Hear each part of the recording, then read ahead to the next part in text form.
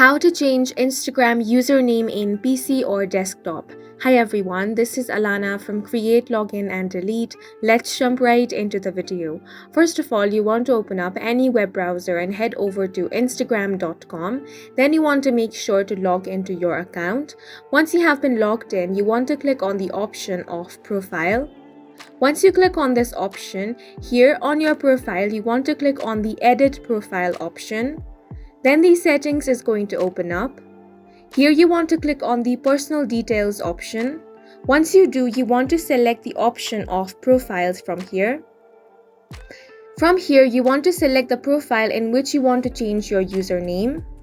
After that, from these options, select the option of username. Now, if you want to change your username, you can do it from here. Here it says that changing your username is going to change the Instagram account address. If you want that, you simply want to erase your previous username and then type in your new username. If you find the red error option, it means that the username has already been taken. Once you get this green tick mark, it means the username is available. So now you want to click on the done option. Once you do that, your username now has been changed. You can also change your profile picture or your avatar from here. And that's it for this video. If you have any questions or confusions, do leave them on the comment section. And don't forget to hit the like button and subscribe for more helpful tutorials.